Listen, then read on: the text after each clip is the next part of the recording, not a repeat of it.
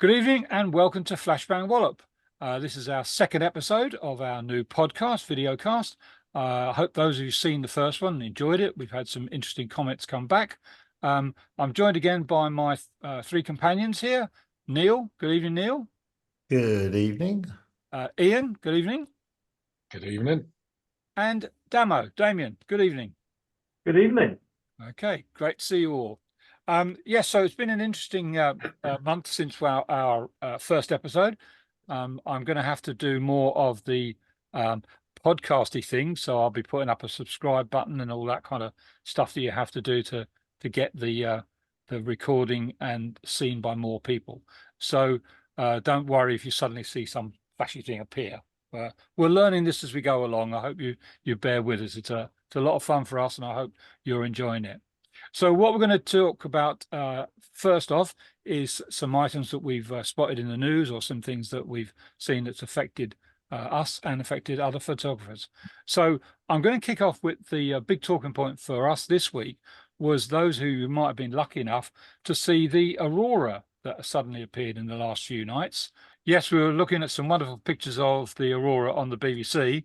Didn't see your name come up, Damo. You're normally a dab hand at getting pictures onto the BBC. No joy this time? Too much noise, too much noise. My Instagram account did very well, but too many other good pictures. Yeah. Anyone else here? Ian, you're right down the south of the country. No, I missed it and it gutted. I mean, we do get some very faint colour in Cornwall every now and again. Not that I've ever seen it, but I woke up the next morning and checked Facebook and Instagram, and oh my God, I felt a bit sick, to be honest, because you're just streaming through and you're seeing all these great locations, all these, iconic Gadrivi Lighthouse, Wheelcoats, tin mines, and this amazing colour, and you just think, wow, yeah, why didn't I go out? But I went out last night and it didn't happen. No, it's clear skies, but not. I mean, what was amazing was that I think I just the right time, right place, because I could see a white cloud just passing overhead, and the white cloud was glistening, really glistening, and it was the only cloud in the sky, and it was moving over the house. And when you took a picture of the iPhone, you could just see streaks of light changing. And one of my photo friends, he took a video. He decided to video it, and you could see the dancing lights. So I was capturing various bits of it. Then it moved from east to west, which everybody, the BBC was saying, look north, and in fact it was going from east to west. And then the dancing show dropped away, and then it became just very intense light. But it was really spectacular, and different people caught different things. Just the very fact that mine was boring. I was in the back garden, but that to me was the best place. It was just fantastic to have it in your back garden. Yeah, Been to Iceland, never saw it. I'm going to show up a few of the photographs here that Damo and myself took. I couldn't get anything with my Canon, and lo and behold, I got something with the iPhone. It was quite surprising. You couldn't actually see any of the colours looking, but the camera picked it out, and then the processing brought out all these colours. So you have. That'll depend. Depend on your ambient light as well. Yeah. If you're in a town or something, it'll be hard to see with the naked eye. I was just saying, mine has trouble with the night sky in his Canon. That's the problem, Yeah.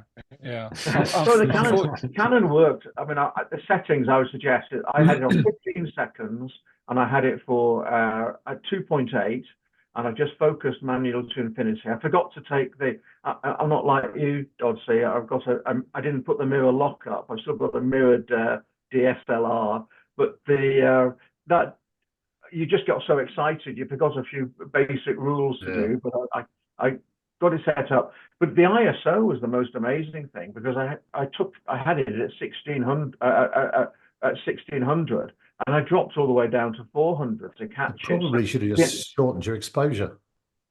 And so you should have just shortened the exposure. Yes, maybe that's the other way of doing it. Yes. One of the things is you just don't think. You're sort of thinking, what am I going to do? How am I going to do it? And you get a bit excited about it. And the iPhone is quick and easy, and so you set it up. And then someone said, "Did you have your iPhone on RAW?" And I didn't think of putting the iPhone on RAW. So after the event, it all sounds sensible. But when you get the event and it's suddenly going past you in about 2 minutes, 3 minutes, everything goes out the window. Well, it does with me anyhow. That's why I'm not a professional photographer. So we'll have to wait for the next time the sun burps, and hopefully we'll all be ready for it and get a thing. Of course, the only downside of it, I know it was wonderful, lots of people have seen it, but my missus already said, "That's it. You ain't going to Norway to film the Northern Lights. That's it. I'm out. That's gone." So yeah, everything has an upside and a downside. So I mean, we got them as far south as Geneva in Switzerland. Just there's been a number of places up in the mountains and that people have shown pictures of the aurora. So it must have been strong. I was a bit doubtful whether we'd see it down here, but I think the other downside to it, on a serious note, I mean, I know a number of people from the camera club went to Godrevy last night, and they said it was so busy because everyone had seen the social media posts from the previous night, and they all wanted to go and see it. And so you got all these people, headlights, phones, tablets, driving their cars up the coast and all that light pollution. So if they'd seen the aurora, they would have had all these lights just spoiling it. I mean, I'm sure you would have had flashes on. There's a very clever TikTok video from last night where someone was videoing the street, and he was saying, "You can see all the lights on, of those people didn't see it on Friday night. They're all on Saturday night with their phones outside the window." Well, we have a local place around here called Ivanhoe Beacon, and it's a high point in the area. It's about, I suppose the elevation's about 400 or 500 feet higher, and apparently there was traffic jams people trying to get in and out of the car parks up there. And this is like 1 o'clock in the morning, and it all rushed up there. And the photographs from there were crap. There was nothing really good. It was the people standing outside their front door here in the village which got some of the best shots. So yeah, so it might have been a once in a lifetime. We'll have to, as I said, we'll have to wait for the next sun's burp to see if we can do it again. Okay. Moving on from that, there was an interesting article you mentioned about this. Nikon have finally completed their purchase of Red. Neil, you were saying this has been a long-running saga? Yeah, it's been going on for a little while. It started off with rumors, and then they put in an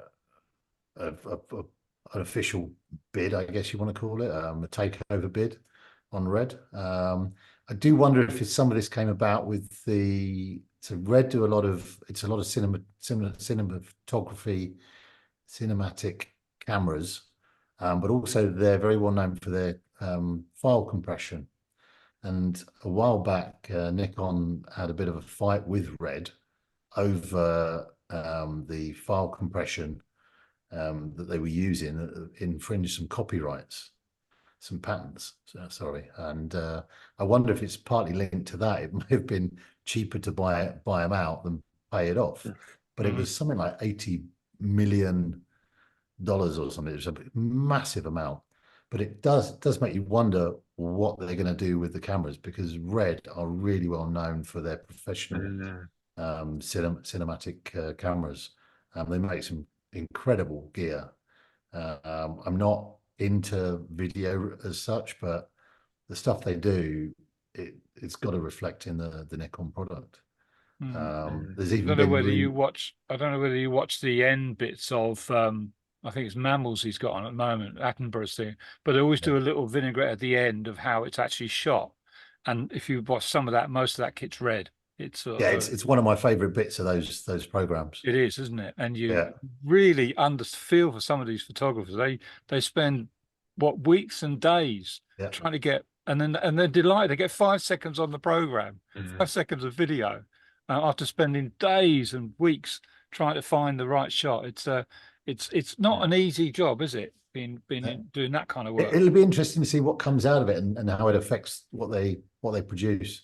There's even been a rumor that the new Nikon Z6 III is delayed because of the acquisition, because of something they might want to include.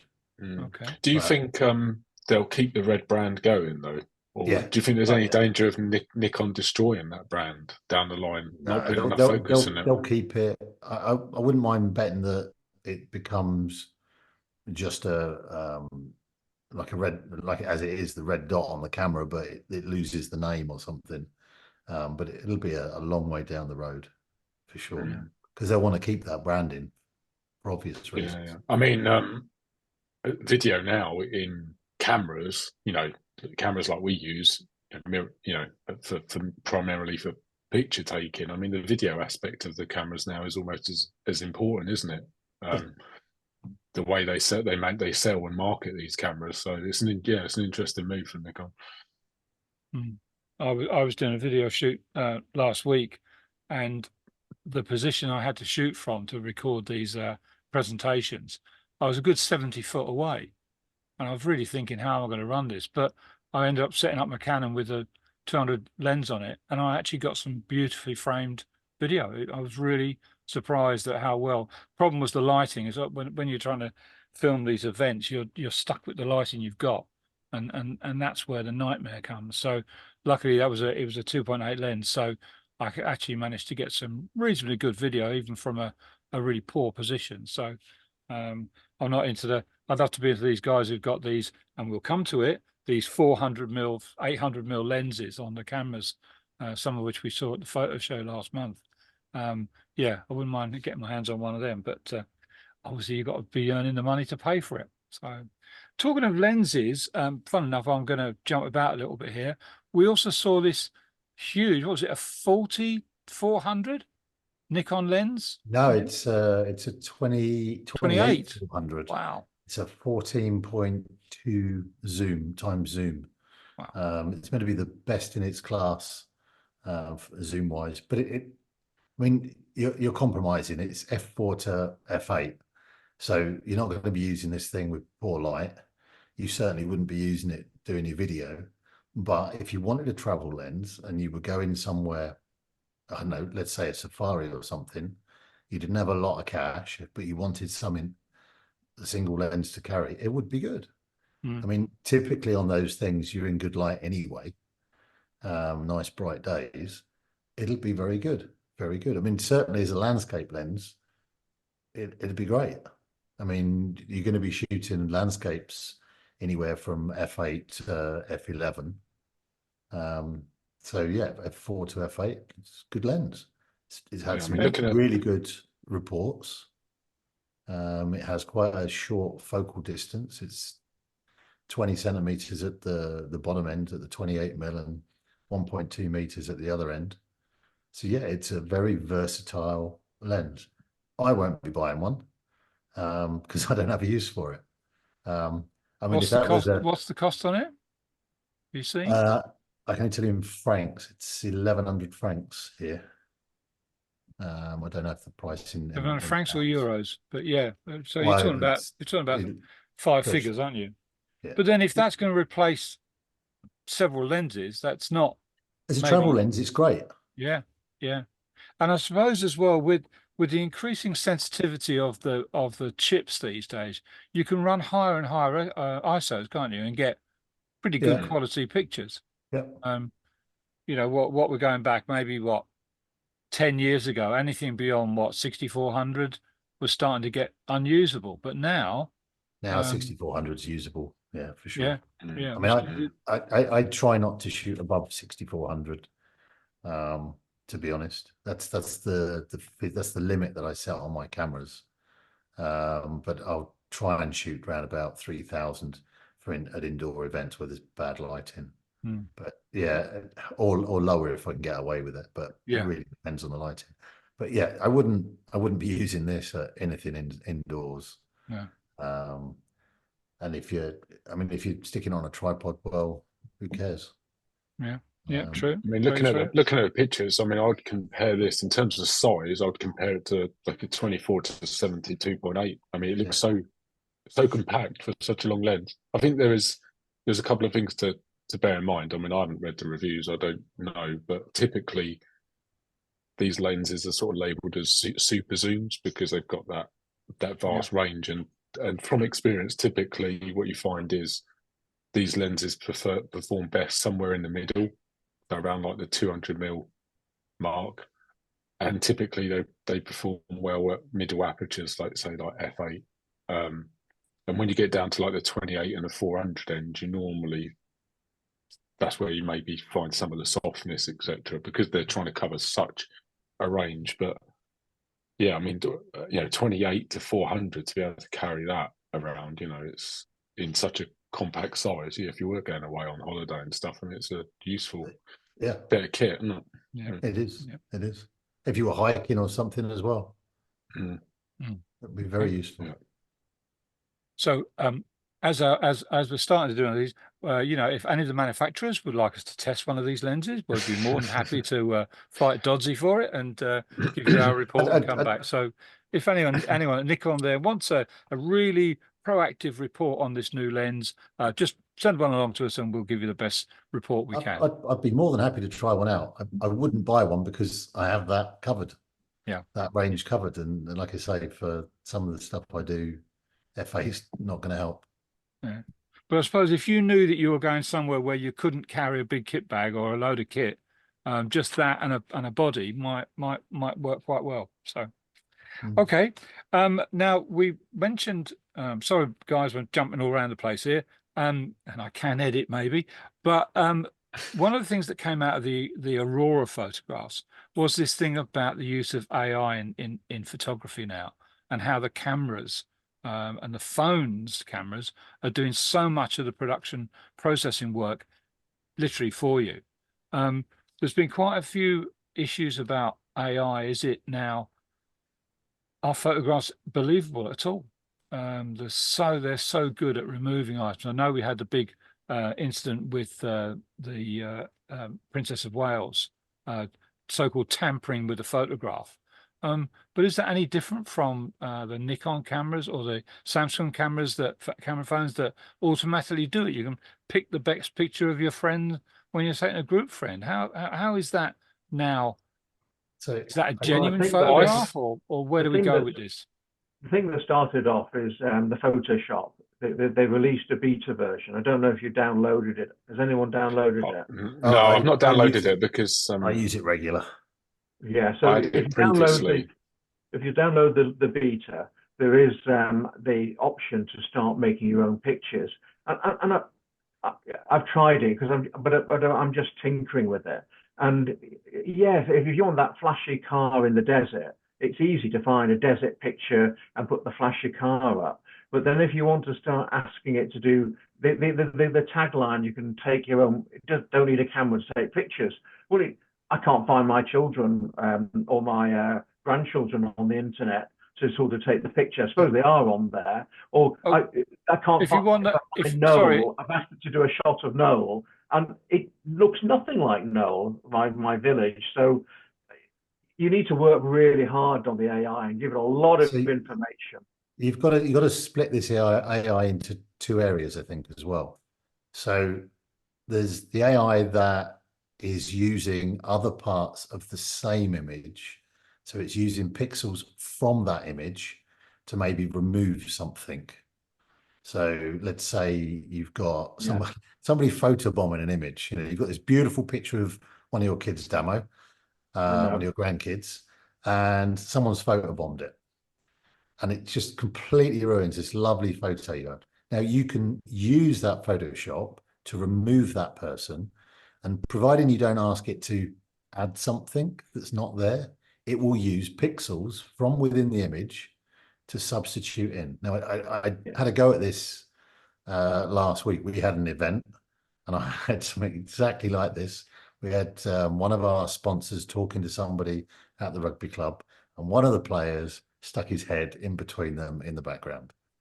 And we wanted to use the image for social media. And one of the guys said, "Can you remove it?" And I was just like, this is going to be impossible. But I outlined the guy that had jumped in, told it to remove the person and recreate the background. And it was incredible. It even put in shadows for the people that were there. The only thing it got wrong is it seems to have problems with hands. Yeah, you can get either people with 6 fingers or no thumbs. Seems to be. It just doesn't quite understand. But It's they're quite funny. tagging it. Some They're part, some tagging part, it. but some parts of the country that's normal. Yeah. But they're tagging it. They're tagging it that you can create You've your met own my photo- cousin Ian. Okay, fair enough then. Yeah. They're tagging it that you can create your own photographs, and at the moment it just can't do that. It creates a photograph, but not particularly. You've got to give it so much information to make the photograph you've got in your mind. There's a trick. So I think you do have to split it into these 2 areas. Yeah. The things that exist in the image and the things that don't. And I think that's where maybe the line becomes a bit blurry and it's no longer photography, it's art. I think But it's really simple on 2 points. I think the biggest frustration is people tend to use these things and then they're not honest about it. Yeah. And so they're happy to post a photo that's been generated using AI, or they've put elements in and there's no honesty around it. I do wish Photoshop would, almost release a version where you could, switch a switch and go, I don't want to use the AI tools, because I think there's people are going to start, because they're building it into literally every element of camera raw and stuff. There's AI elements. I think people will use it without knowing they're using AI, because they're making it so accessible. I mean, every tool, they seem to be adding AI to every tool. Yeah, it's certainly interesting, but it's the honesty piece that I find frustrating, is people post stuff and then when you challenge people on it, sometimes they won't own up to it, when you know full well that they've got the sun and the moon in the same shot and it was impossible. It's yeah. so it's a developing medium. It's a developing medium. We just watch the space, I suppose. Yeah, but I think, unfortunately, with most of these things, the potential good is great, what we can and can't do, but sometimes you worry about what the nefarious and the bad-minded people are going to do with this product. You can put someone in a photo when they weren't there, they weren't doing what they're seen to be doing and stuff like that. That's going to get really difficult. So the photographic evidence is going to become more and more difficult to determine. And I suppose there'll have to be some way found of identifying which is an AI generated picture, or how do you see that? This is where you mentioned fingers there and hands. I think that was one of the points that caught the Princess of Wales out, was that her daughter's hand, had suddenly got an elbow that was managing to do a joint movement that was physically impossible, and it was that which was picked up. I mean, there are ways that and again, it can backfire. Apparently, you can put viruses in, and therefore the viruses then mess around with the AI. If someone's trying to use AI, then a developer can put a virus in to make the AI go a bit AWOL on various things. But again, that causes other problems, because then these viruses can be quite malicious, because they can be manipulated to do other things within the AI medium. I posted it a few months ago, and it's probably got my most likes on Instagram this year, ironically. I started with a blank canvas in Photoshop, and I said, sunrise seascape with waves lapping around rocks, and I think you'd have a job to tell it's AI and not taken with a camera. I think that's the scary aspect of it for me. You still have things like metadata in these images. There's other facts that are stored, hard-coded in the images, and they are looking to do that and introduce it into cameras as well, so that it is traceable. Now, you can always mess with these things, but at least if that's there and you can see it's there, then there's some sort of evidence of a trail, a log of what's happened to that photo. Okay. So one of the things we've been asked in the comments was, who are we? I know we gave some brief outlines last week, so I've asked each of the guys to do a little bit of an intro tell us a little bit about themselves, their photography, and how they got involved and what they like doing. So we're going to ask Neil Dodsey, as we know him, to kick off this series. We'll be doing one each month of each of us, and I may even throw in my little bit to frighten you all. But Neil, let's start with yourself. How did you get into photography? Well, photography was always something that was there or thereabouts with me because I was traveling with work. So there was always the opportunity with a camera to actually go and take an image or two. But it's only probably since about 2010 that I've really sort of got into it and started doing other stuff and exploring. So I now am known more for a lot of my sports photography. That's the thing that I do. I know it gives me a bit of a kick. It started with rugby. Somebody asked me to take some pictures of the local team one day. And from there, it became more of an addiction, capturing the actual action. I love capturing things that are happening live right there and now. The image behind me is from this weekend out on the water at one of the regattas on Lake Geneva in Switzerland, where I live. And that stuff, it happens, it's gone. If you haven't clicked at the right point, you've missed the image. Now, depending on the sports, depends on what it is and what the speed is and how you need to approach it. And I cover mainly rugby. I actually work for the Swiss Federation of Rugby. So I had the honor of photographing the final match in the European Championships this year. My images were used for Rugby Europe and World Rugby. And they've been using them to report on the games. That's quite labor intensive. They're very demanding. They want stuff before the game, during half time, and directly after the game so they can post stories. Whether they use them or not directly after is a different story. But that's how demanding they are. So yeah, I was lucky enough to be there to photograph the guys winning the trophy. I know a lot of them now. It'd be really nice to travel with them. Their first away game is in Georgia next year, as they've gone up a league. And we'll see if they get to the World Cup in Australia in 2027. So rugby is the one thing that I do a lot of. I also cover basketball. The difficult thing with basketball is it's inside, and this is National League here in Switzerland. The facilities at the different places, the lighting varies a lot and can be quite shocking. So you're dealing with high ISO, fast moving action, and it's end-to-end stuff. So you've got to be quick. You've got to be there. I mean, I've screwed up on set on more than one occasion.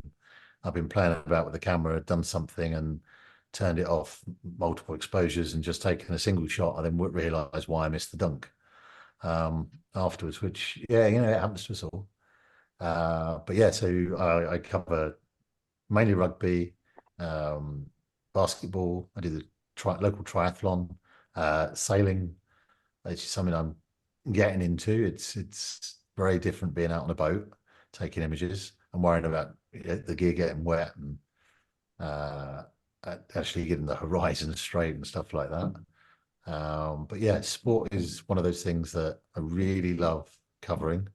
And I do so now for a lot of local teams. I'm even covering water polo. But it's great if you can tell a story, where the picture was taken from. If somehow you can get something in that image so it's dated and it's actually you can tell where it is, when it was, etc. There's so many newspapers in the area that are using old photographs, and I find it really frustrating. You can tell from the kits on the players sometimes because they couldn't be bothered to send a photographer. So we're now at the local club level, we're actually supplying them images. So yeah, getting the stuff out there, it's really good. It's a bit of a buzz as well when it's published, to be totally honest. But yeah, that's my main throughput these days. Although I do love to get out and take a landscape or pictures of wildlife. I mean, the wildlife thing's kind of similar in a way. Birds and that moving animals. But landscapes is my chill out, and sport is my fix. Yes, that's me. So Neil, tell us, what kind of kit do you use? People are fascinated to know the picture you took behind, and I've been showing pictures throughout your discussion about the various sports that you cover. What's your kit that you use for that? So I am a Nikon user, which these guys already know. I've been a Nikon user actually since early 2000s. I started off with a film camera I actually bought in Hong Kong. But I'm now mirrorless. I shoot with a Z9s mainly. I have a pair of Z9s. The image behind me was taken with the 100-400. I was out on the boat this weekend. I had a 24-120 f4, and the 100-400 is an f4.5 to 6, I think it is. So those, I'm just shooting with the two lenses. I'm a Nikon person. Yeah, I Nikon gear. I have a 400 2.8 as well, which I use for rugby, which I picked up secondhand. That's not a mirrorless lens. It's the old F mount, but it's a superb lens. Heavy, but it's a great lens. So yeah, I'm a Nikon user. I'll process most stuff in Lightroom. I usually apply a preset that I'll have generated from one or two images, and then I'll apply it across them all, and then tweak each one where required. So yeah. Damien, have you got a question for Neil? Yes, they're great photographs, Neil. I do like the wildlife ones, and the one you got there, the shot there is very. Really like the way you got the figures dancing out of the water and on the rigging. That's really good. And I was just going to ask. My question is about how you set the camera up with the tracking, or does the Nikon have AI on it to pick up the tracking for you? Yeah, so Nikon does have AI tracking. So it really depends on what I'm photographing, what I'll put it on. Typically, I'll use small area autofocus, and then it'll depend if I'm doing the rugby. I'll stick it on the person AI. Birds is the Nikon has a really great bird AI focus tracking system. For the boats, it was a bit of an interesting one. I actually stuck it on auto in the end. There are people involved, which you might want to, in some circumstances, focus on, but also the boats. But then they're far enough away that the difference between the position of the person and the boat doesn't make a great deal of difference with the depth of field. So it really depends on what I'm doing as to what it's set to. And even then, sometimes I'll use I don't back button focus, but I have a button on the back set to 3D tracking. So the Nikon has a 3D tracking. So once it's acquired someone, it'll then track that person, which is generally okay unless you get somebody overlapping that's very close, and sometimes it can jump across. But that's quite good as well. And I have to say, I didn't have the tracking. I had a Z6, I still have, but I don't really use much anymore. And the hit rate with the focus tracking is greatly increased the number of in focus images. So yeah, and I'll use it on burst mode as well. So I'll probably be, for the rugby or basketball, be shooting 12 to 15 frames a second. I know if it's men's rugby opposed to the women's, I need to shoot slightly quicker. The sailing, you can just single shot because it's not it's fast moving in a sense, but relatively slow because it depends on the speed of the boats. This weekend there wasn't a lot of wind. Also, Neil, you're keeping your light under the bushel very quiet. You joined the Royal Photographic Society last year, I believe, wasn't it? 2 or 3 years ago now. I think 3 years ago I joined the Royal Photographic Society. It was something I wanted to do because I wanted to achieve some sort of qualification. So they have 3 levels of qualification. You can be a lyceum, associate, or what's the other one? FRPS is the last one. I can't think what it stands for now. But yeah, so I entered. You have to present a number of photos, which are then judged to be of a certain quality and standard. And providing you pass that, then you're awarded the LRPS. So yeah, you'll see if somebody goes to my website, for instance, they'll see a little thing in the corner that says it, Royal Photographic Society LRPS. It just means that I can take photos of a particular standard, really. One of the images that I entered into that was an award-winning image that I got from a nature group out in Switzerland, Pro Natura. It's of a lizard sat between 2 big, bright yellow arrows, and the lizard is camouflaged against the concrete pillar, but the arrows obviously are pointing out to him, pointing out that he's there. So it's quite ironic, really. Well, that's great, Neil. It gives us an idea of what you've been doing and what you're about. And obviously, you know, we can all see from the photographs we've been looking at, you've got a great eye, and I've always admired the photographs you take, varying from literally the basketball player that I liked, right down to that lovely little, was it a little kingfisher that you got on the reed that time? Okay, so next month I'm going to ask Damien here to tell us a little bit about himself and his photography, and give us a clue as to what he likes doing. Now, on that basis, Damien, you surprised us with the announcement that you actually bought the new Fuji. Is it the X100VI? Yes. Oh, 6. 6. Oh, that's what they call it. Yeah. Yeah. So come on, you were lucky to get this, weren't you? There wasn't many in the first batch, I Yes, believe. yes. So here it is. It looks very similar to everyone that's gone before. So except it's a little heavier. And it's the limited edition one. So I was very lucky to get into the draw, and went down to London. My daughter took me down to London, and I got the camera, and I've been using it. And do I like it? Yes, I do. I think it was the right decision for me, as my style of photograph is to have something at hand. And what I do notice with it is the big thing is the internal body image stabilization. That really has made a big difference, because I can now use it in artificial light, low light level settings, where before with the 100V you were basically getting a lot of blur. Now I can get down to 130 handheld. I've not tried it below 130. That's 130 with 100 ISO in a tungsten lit room. You get a good photograph, and that's a game changer for me and how I use it and stuff. So on things like on the street, if you're in a darkened area, it takes a really good picture. The other thing is which is probably not so good, but good, is that it's a 40 megapixels now. So that means my computer's getting a bit full of pictures, because everything's double, but you can zoom in on the pictures, so that makes a difference.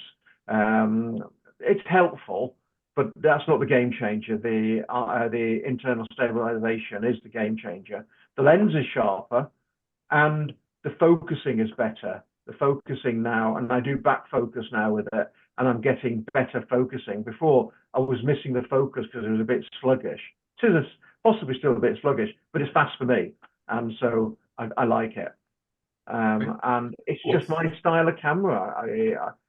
I like that compact camera because I'm always wanting something to throw in the rucksack, be on around the place, and it gives me a good picture. It's not, I can't do reasonable macro, but it's a good all-round general purpose, and the reviews back it up. People criticize it that the battery could have been better designed, newer batteries. it's criticised. It should have had dual. It wants everything in the little body. I mean, the nitpicky things, because basically they're just up the game again, and it's just a nice camera to take out. And I'm going to take it out on the streets of London on Friday, and I'll then write up and put some more pictures in. But I've got some pictures already for it. I've used it in woodland photography, and yeah, it's been pretty good. So obviously you're happy with the camera, Damon. That's great. Could you show us 2 or 3 images that you've taken? What do you think? Yeah. I'll show them up here now. So what are we looking at? I'm going to show you. This one's a woodland scene, and you can see how it's captured. The woodland's got chaos, but it's made. I've been attempting to show these shapes of these trees, and I've got a picture of some street photography, and therefore you can see how I've captured people over a tram and people walking, and you can see that I've got some very lovely colors because I set it on one of the Fujifilm simulations.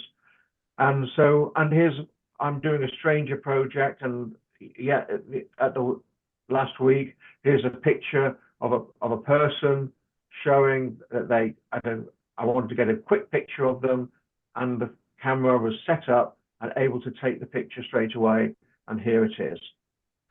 Ian, I think you had a question, didn't you? Yeah, so Damo, what makes what you've got special edition or limited edition, or what sets it apart from the normal model? So Is it just the look of it, or?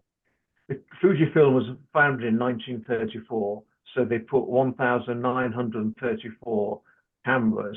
The limited edition has it's got a little marking on here. Mine's number 525, so it's got a marking on there, and that just ups the price of it. It's also got a lens cap, but I've kept the lens cap separate, and I put a straightforward lens cap on. Oh. You've also got a shutter button, and that was a distinctive shutter button.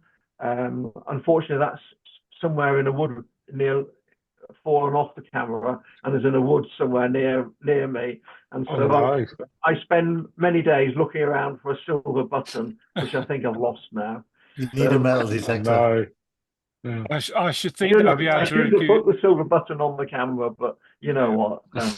I think you need to speak to Fuji. They've obviously got a quality control problem there. If the special buttons are falling off, I wrote to Fuji and said, I wrote to Fuji and said, I've lost the shutter button. Do you have a spare? And they said, no, 1,934 of these particular little soft shutter release buttons were made.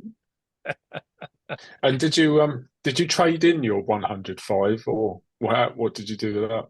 What, sorry? With the 5? The 5, I actually got the same price I bought it for back and put that. So you sold it, yeah. Because if I hadn't got the limited edition, I don't think I'd be showing you a 6. Even though they've moved manufacturing to China, it's really difficult to get hold of a 6 at the moment because it's the internet craze. Everybody wants to get one. Okay. But I got a good price. I mean, even the X100F is going for £1,000, and that's about 6-7 years. And even the X100, the first one, is going for around about £500-600. So it's just they're good cameras. Yeah.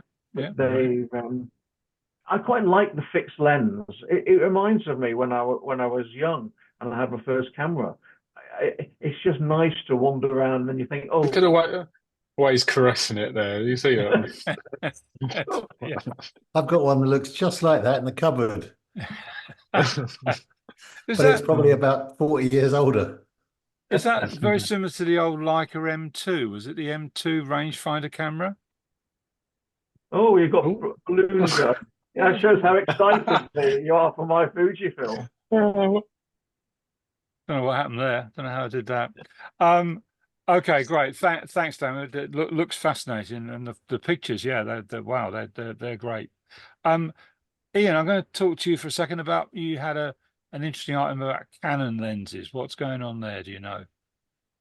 Yeah, so Canon are finally they're letting well, limited. They're letting some manufacturers start to produce lenses for the RF mount, but only for the crop sensor mirrorless cameras, which is an odd move, I think. I don't. I mean, it's good that we've finally got to this point, but why Canon are taking so long? I mean, I understand that they want to, obviously, they want to sell Canon lenses, but I mean, it's got to be a blocker for some people wanting to go into the mirrorless market, thinking, I have to buy Canon lenses because, as good as Canon lenses are, they're not cheap. So I think, yeah, it's an interesting move from Canon. I don't know why they're dragging their heels. It's good that they've got this far, but to me, they just need to open up the mount to third party because Sigma, Tamron, all these guys are making some amazing lenses, but Canon are being a bit awkward about it. So at the if moment. they're doing just crop sensor, the crop sensor has the same adaptation though, doesn't it? It's the same mount, yeah, Yeah. but I don't know. They're saying in the electronics somewhere So along the line. there must be some sort of firmware Yeah, update or something and that it's you have to do to allow third-party lenses then. yeah, I guess so. I mean, I just don't get why Canon are holding back. As I say, I get that they want to sell Canon lenses, but is it more detrimental to not do it than to do it? And I'm sure Canon have got some very smart people that have done the number crunching and gone, no, it's more, we can make more money from just selling Canon lenses than to open the mount up to other manufacturers. But I think in the long run, it's not a wise move because especially if you're coming into, I mean, I would stay with Canon just because I'm that invested in Canon. But if you were thinking of getting your first, full frame camera, and you look at, say, the likes of, you want to compare Nikon to Canon, and you think, oh, actually, I can afford to buy that Nikon Z6, and I'll have a little bit of money to buy a decent Sigma lens to fit on it, rather than if I go to Canon, I've got to buy the Canon body and I've got to buy the Canon lens. Price wise, I get Canon they're trying to appeal to professionals and stuff, but a big part of their market is people like us. At the end of the day, we're not all professionals. We don't have all big pockets to buy. Nikon did the stuff. same. Nikon did the same thing with the Z range to start with, and they soon opened the gates afterwards. And they have to, because there's a lot of third parties out there that are making lenses that will fit, but maybe they're manual focus. And they work, and I'm sure you can buy Canon. What is it? You can get some RF manual lenses, like you say, but it's the autofocus stuff at the moment that you officially can't. But they back they engineer the adapters backwards as well, so that they'll figure out eventually, the third parties. Do you think when we were at the photographic show last month, Ian, we remarked then about the number of Chinese camera lens manufacturers that suddenly appeared. I must have counted at least 10 manufacturers that I'd never come across before, never seen their name, all making what they were calling were professional lenses. So is this Canon fearing that if they don't do something, they'll just get swamped? Because they were all showing Canon mounts. Yeah, I don't know. I mean, Samyang, Laowa, who's the other one? There's a few.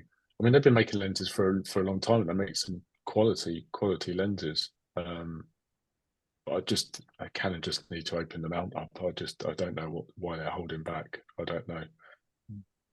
They seem to want the control at the moment for some reason.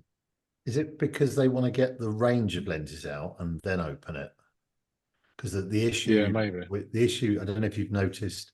So Tamron lenses are now produced for the Nikon Z mount officially, but they're not allowed to produce a lens with the same focal range. So you end up it has to be slightly different, doesn't it? Yeah. So instead of a 7200, you've got something like a 75 190. instead. It's almost like the Canon and that are recognizing that the market is almost shrinking, and they're trying to protect everything that they can. Yeah. But I think that's more damaging than good, personally. But yeah. But the whole overall market for DSLRs has dropped dramatically. If you look at the numbers that people are reporting, and smaller camera manufacturers are just really struggling to even, keep any kind of manufacturing going. So, and again, with the huge power and resources of Chinese manufacturers, who really just don't care, they'll produce what they want, won't they? They market in almost every market something that they feel is going to sell and be done with it. So, be interesting to watch that space. Okay, guys, thanks very much for that really interesting conversation with you all, as we always have. I hope our listeners and visitors enjoy the show as well.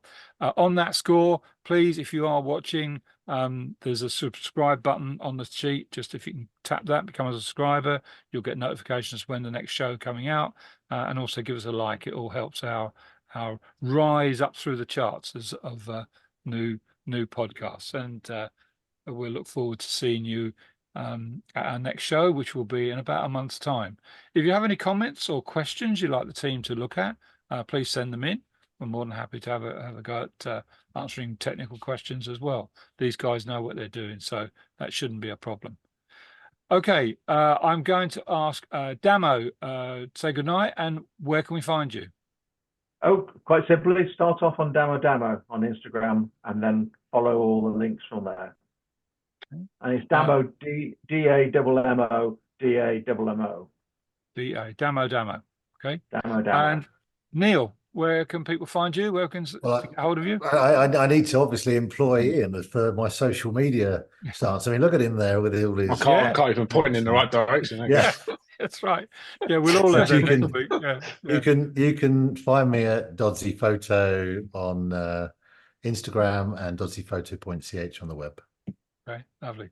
And we don't even need to come to you, Ian. You've already done it all, so just leave. Go on then. Where can people find you, Ian? There you go. IanLewisPhoto.co.uk. Okay, that's great. My name is Martin Kelly. You can find me at martinkelly@mac.com, and also our new website, which will be starting up in the next couple of weeks, called Flashbang Wallop. Please come along and see us all on there. So until next month, say goodnight to you all, and goodnight to the guys. Good night, guys. See you soon. Good night, all. Bye.